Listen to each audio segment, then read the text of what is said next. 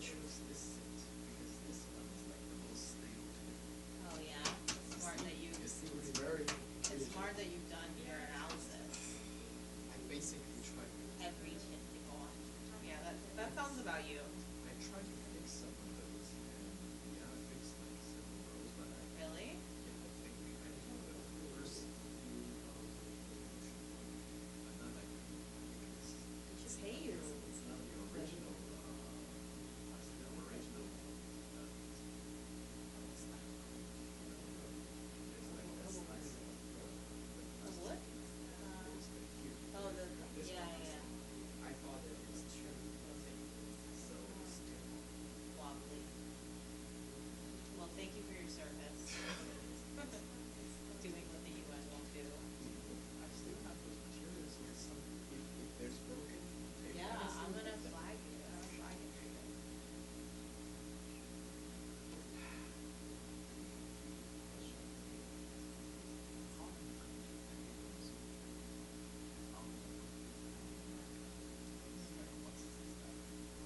Yeah, it's really complicated. It would be very interesting.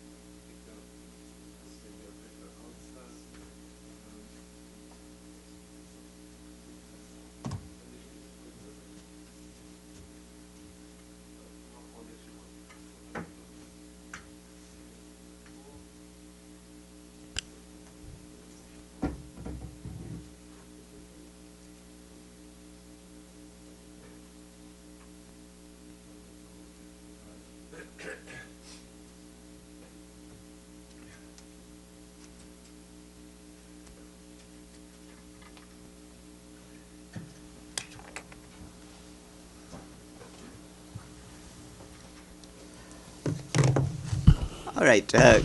Good afternoon. We're very pleased to have with us today Philippe Lazzarini, the Commissioner General of the UN Relief and Works Agency for Palestine Refugees in the Near East, known as UNRWA. I believe he has been briefing the Fourth Committee, and he is now here to talk to you. Mr. Lazzarini, welcome. Thank Yeah. Thank you so much, Farhan, and again, a pleasure to be with you today. In fact, we had a briefing not very long ago, so I'm not sure I have much more to add. As you say, Farhan was briefing the Fourth Committee this morning, and I know that the statement is available for all of you. It's already out. But maybe there is one point I would like to stress on today. It's a different kind of disinformation related to UNRWA. I think we raised a lot the question of the disinformation and the attack, political attack on the agency. But I have noticed over the last few weeks that there is a perception that the agency is not operational in Gaza or in the West Bank. And we even heard today at the Fourth Committee the representative of Israel saying that UNRWA has been fully replaced and other agencies have stepped in. And I think it's important that we correct this perception. It is true that there is today two bills adopted by the Knesset. You are all very well aware, which started to be implemented as from the end of January. The impact was on the operational presence in East Jerusalem, primarily our schools. And the second impact has been that we had to withdraw our international staff both from the West Bank and Gaza. But in reality, we are extraordinarily operational. In Gaza, we still have 12,000 staff. They are primarily involved in providing, focusing in public health and in education. They have never ever stopped providing life-saving assistance to the population. And since the ceasefire is in place, they have scaled up their activities across the Gaza Strip. Just to give you a few examples, I shared also examples this morning at the Fourth Committee, but we have currently about 75,000 people who are sheltered in 100 of our premises across the Gaza Strip. We have, over the last 2 years, provided more than 15 million primary health consultation. Today, the average is about 14,000 a day. We have just started with UNICEF and WHO again a vaccination campaign, and I keep saying, that these are good examples of a partnership on the ground. We have UNICEF bringing the supply, the vaccine. We have WHO in charge of the cold chain, but the nurses, the staff providing to the children the vaccine are all health staff from UNRWA. We are also very much involved in ensuring access to clean water. I would say today about 40% of the clean water is thanks to the work of our engineer on the ground. And then we have also the education. You heard me many times on how important I believe education is in this kind of environment and why we have to make it our collective priority. Our colleagues on the ground have already started to bring back in-person learning environment 40,000 children. We are aiming at bringing 100,000 children in a one-on-one learning environment before the end of the year. And in parallel, we are also providing online online learning and education to about 300,000 children. I believe that this is important to avoid the risk to completely lose an entire generation. Anyway, it's a race against the clock, because we are very close to that. And if we lose an entire generation, and if the rubble and the trauma becomes the new learning environment, there is indeed a risk that these children in the future be exploited and join armed groups or be radicalized. I think it's also important to remind that in the West Bank we are also very active. Our schools are open. We have about 50,000 children in our schools. By the way, the number of children has increased. We registered an increase of more than 4,000 kids coming from the PA schools back to the UNRWA schools. And when it comes to primary health, we have also provided into 2025 more than 700,000 health consultations. And we have been also very active at the time of the military incursion in Northwest Bank, Jenin, Humanitarian, and so on, to provide emergency assistance to the displaced family. So here are just some examples of what the agency does, but all this to say that with 12,000 staff in Gaza, 4 to 5 in the West Bank. In the West Bank, we are the second biggest employer of a civil servant, and in Gaza we are the main employer. So we remain, despite contrary to what it's being conveyed, the main agency. I had the chance also this week to issue an opinion paper about what I believe the role of the agency should be in the future. I do believe that we are and remain an extraordinary asset at the disposal of the international community, especially when it comes to ensuring critical services for the population in Gaza, and hence through this to make any effort towards early recovery or stabilization a success.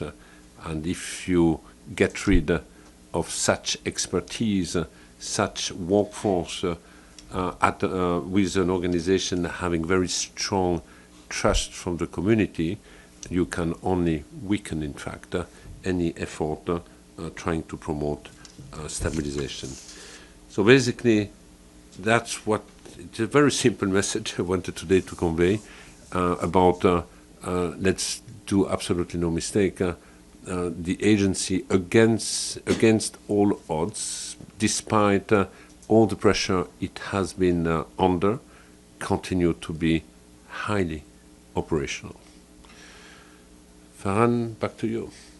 All right, thank you very much. I'll now open up the floor for questions. Ibtisam. Thank you. My name is Ibtisam Azim, Al-Arab Al-Jadid newspaper. I have two questions. In your remarks today, you talked about accountability. Remarks to the fourth committee, you talked about accountability regarding UNRWA staff and also your facilities. Could you elaborate a little bit on that? How would accountability look like for you? And then also on the issue of the role that UNRWA could play when it comes to implementing the New York Declaration and the Trump plan, and whether you are in contact with any Americans here in the UN or in Washington. Thank you. I mean, I mentioned this morning, but I mentioned many times about the need of accountability. I think we have seen that The UN has been blatantly disregarded during the last 2 years. By any account, you look at the number of humanitarian workers or UNRWA workers who have been killed, the number of premises which have been damaged or completely destroyed. They have been also been used for military purposes during the last 2 years. So yes, we need accountability. Now, over the last 2 years, it was very difficult, to assess and to be on the ground and to do fact-finding. I'm not saying that the conditions are fully met today, but this is something we have to keep in our radar.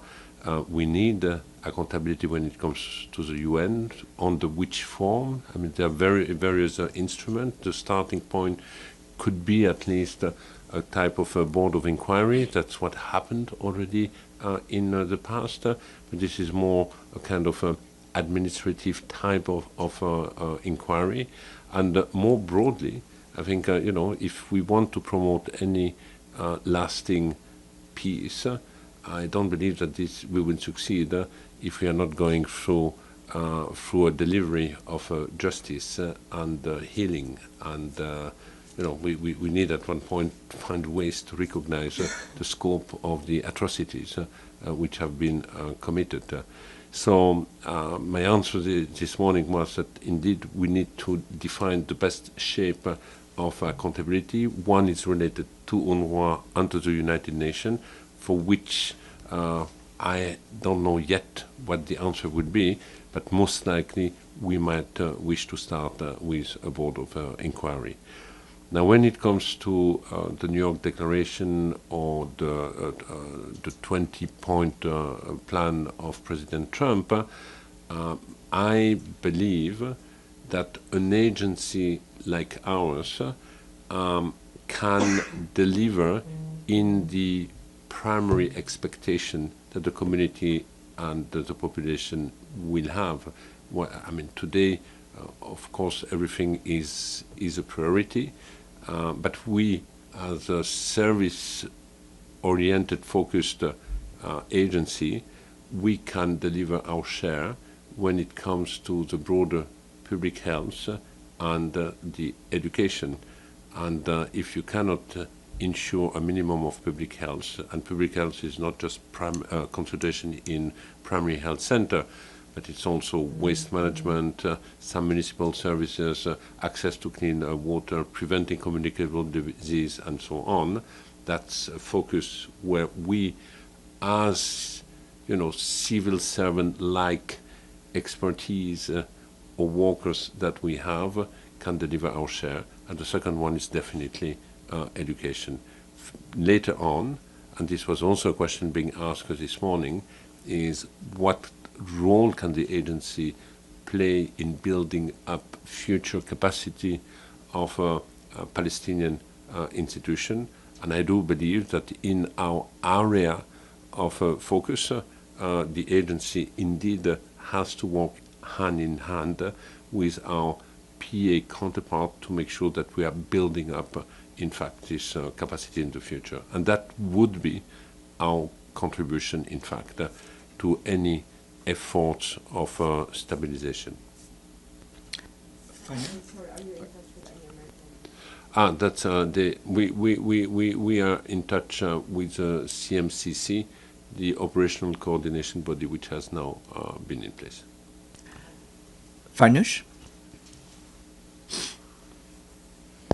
Thank you. Farnoosh Amiri with the Associated Press. My question is also related to Ibtisam's. The Secretary of State of the U.S. has said that UNRWA will play no role in the future of delivering aid in Gaza as part of President Donald Trump's plan.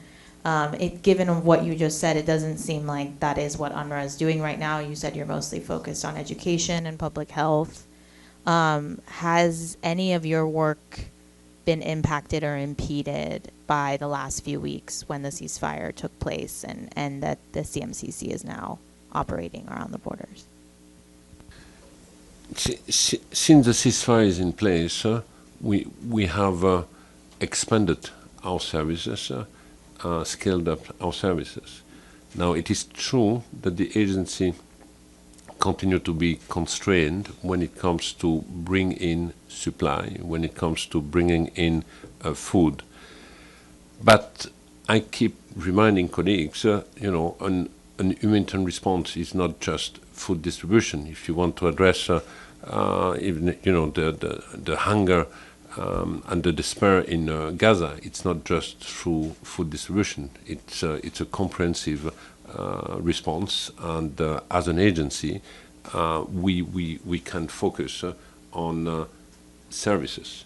Services being, again, primary health care, being waste management, psychosocial support, access to clean water, some municipal services where we might repair pumps and canalization on the ground. So these are the kind of activities the agency is primarily focusing on.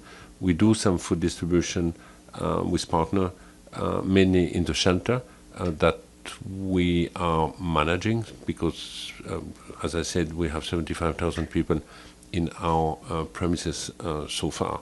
So that's really the focus the agency is having now. Obviously, we are also looking at on how can we bring our supply into Gaza. You heard me last time when I was highlighting that we have the equivalent of about 6,000 trucks in Egypt and in Jordan. This is not yet in, and we are looking at with the other partner of the UN and also with the CMC, how this can be brought in. It is, again, when it comes to the movement into Gaza for the agency, we are under a number of restrictions, as you know, which are very much related to the piece of legislation in place in Israel. Deji? Hi, Mr. Lazzarini. Shudaj with China Central Television. I have two questions. We know there's a funding issue of UNRWA. You just mentioned you're the largest employer in Gaza. You have 12,000 local staff there. How did you pay them, or do they receive salary from UNRWA? That's the first question. And secondly, we know the difference between last time here and this time is there's a major ceasefire. After the ceasefire, you just mentioned you have scaled up operations, but for UNRWA particularly, what would be currently the challenges still facing? And is there any positive change in the relationship between UNRWA and the Israeli Authority? Thank you. Short answer on the salary, yes, they are still paid. As you know, it's very unsettling in UNRWA because we are constantly on the edge of the cliff of a financial implosion.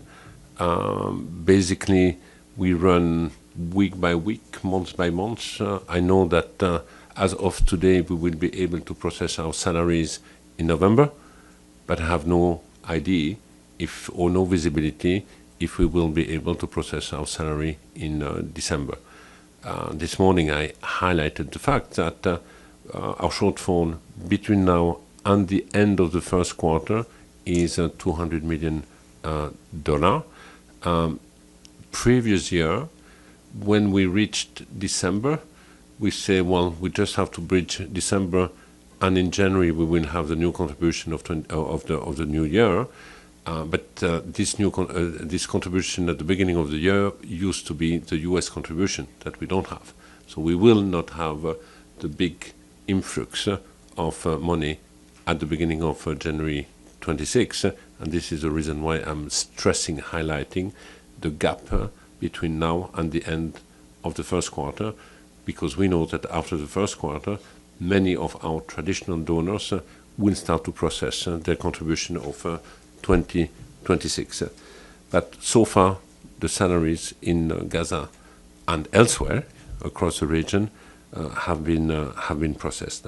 You also heard me that we have put in place a number of drastic cost control measures across the agency, which has allowed the agency to, I would say, to save. It's not necessarily to save, but to prevent the spending of an additional 150 million US dollar. The second question was on, sorry.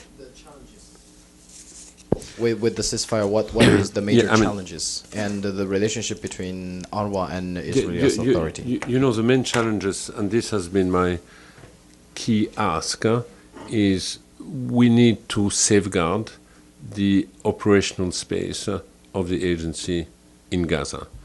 That's challenge number one, to acknowledge that the agency is a vital key partner, an invaluable asset for the international community to make to help to consolidate the ceasefire and to be part of a successful recovery.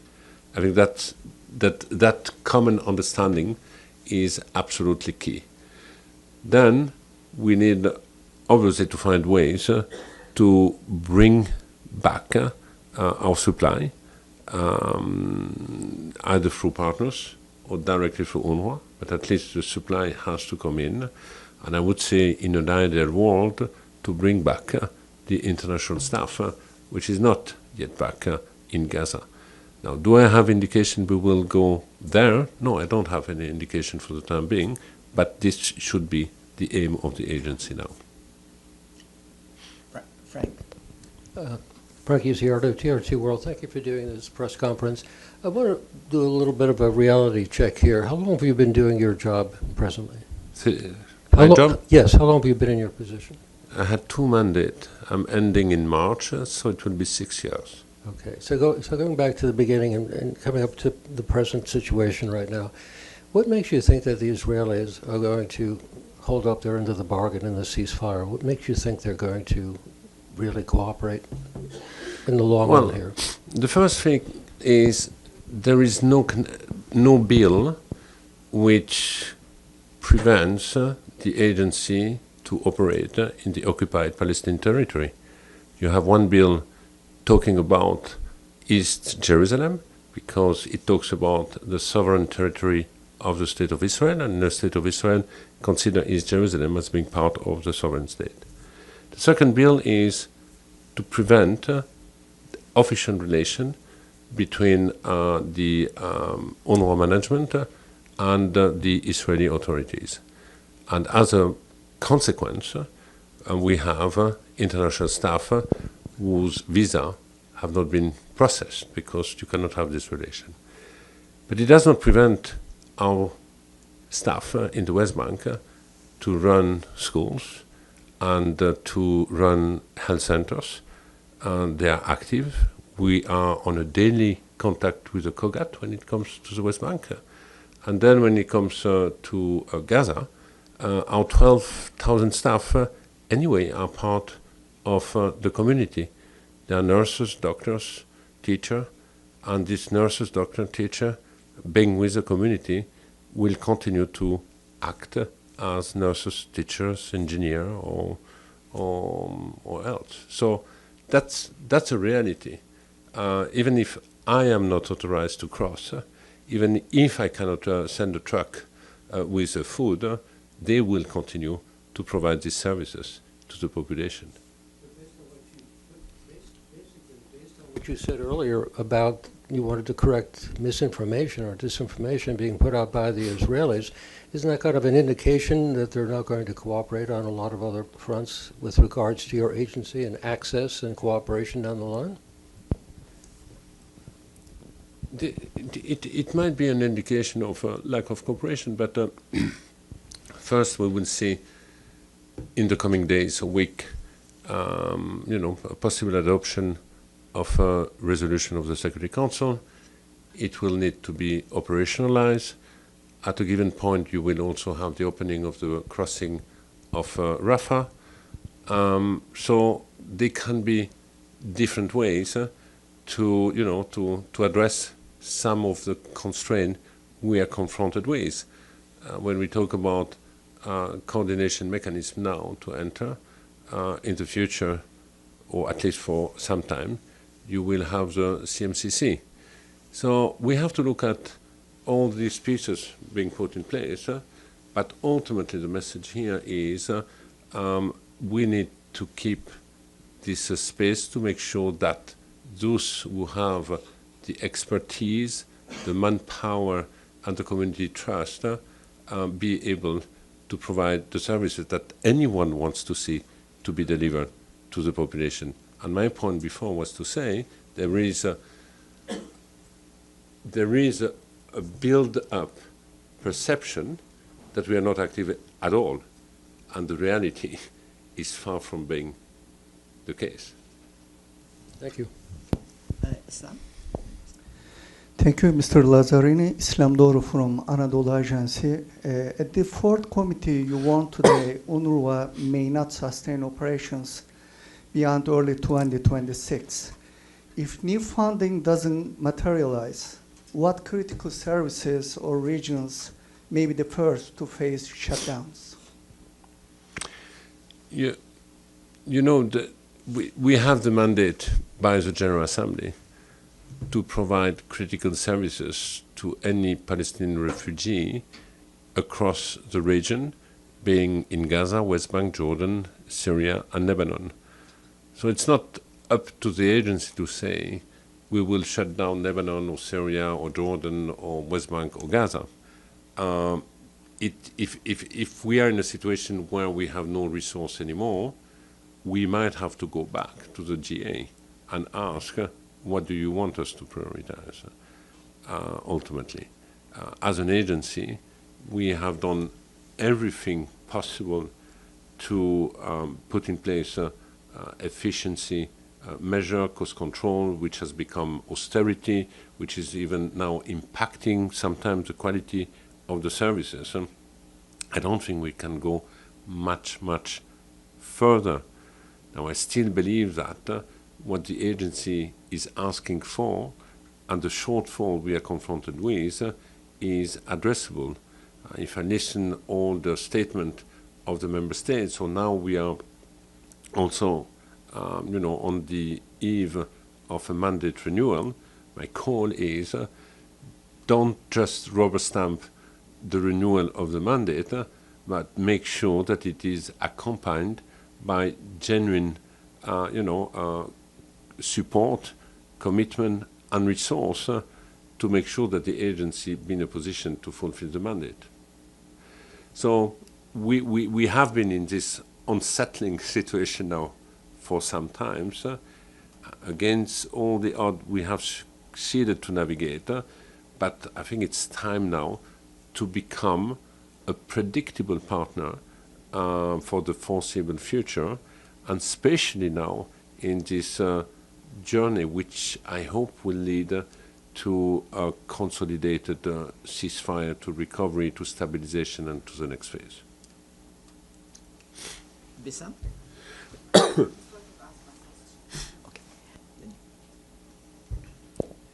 Thank you, Mr. Lazzarini, for all the work you do. I'm Mona with Al-Quds Al-Arabi. My question is regarding children's education.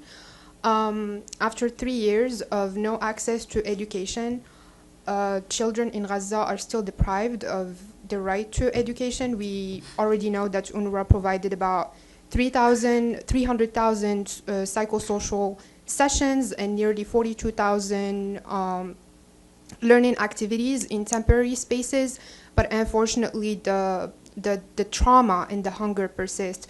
So my question is, how is UNRWA planning to integrate psychological recovery and nutrition support in its education response to ensure that children in Gaza are not only returning to classrooms, but they are ready and able to truly learn?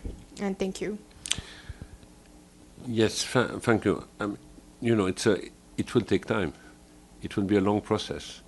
I don't think we can pretend that the children in Gaza are back in a full traditional type of education. As you indicate, they have gone through 2 years of extraordinary duress, trauma, which needs to be addressed. On top of that, we do not really have many schools or functioning schools. So we are just bringing them in type of a temporary environment, learning environment. The first objective is to try to provide them with some, feeling of normality. The teaching, of course, is still modest. We try to keep, literacy and ability to do arithmetic. But going back to the full curriculum will take some more time. As you said, we have the issue also of the trauma, how to address it, and it's not just the children.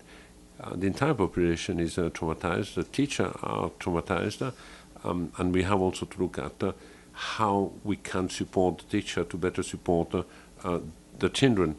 But we will have a gradual approach. I think what's important is to show that we prioritize education. I said many times, education is the only thing which has never been taken away from the Palestinian. A lot has been taken away from the Palestinian, but not education. The education has remained the pride of the Palestinian, and we have to make sure that we restore this as a matter of priority. Islam again. Thank you again. You also mentioned at the committee that ICJ ruling on Israel obligation to lift restrictions on UNRWA's work. Given Israel's continued measure against the agency, what mechanism or pressure can actually ensure that compliance? Well, you know that this is advisory opinion. It's non-binding since it's an opinion, but it will become a legal reference. I hope that it will be a legal reference for a number of member states who would expect after that compliance. I don't expect that the state of Israel all of a sudden say we will abide to the ruling of the ICJ advisory opinion, but it will become the norm of many countries, friends of Israel, who will also use this as an argument to make sure that an agency like UNRWA be considered, and not only be considered, is part of the UN and the international community response to the Palestinian in the occupied territories. There have been few rulings from the ICJ. A year ago, the ruling saying that occupation is illegal and should end, and now we have this new ruling calling, in fact, for the full access of the UN, mainly UNRWA, to the population. I don't see any questions online. If there are no questions online, then I believe we're done with questions, and I would like Perfect. once more to thank our guest, Philippe Lazzarini, the Commissioner General of UNRWA. Thanks again very much. Thank you. Thanks. Have a good afternoon, everyone.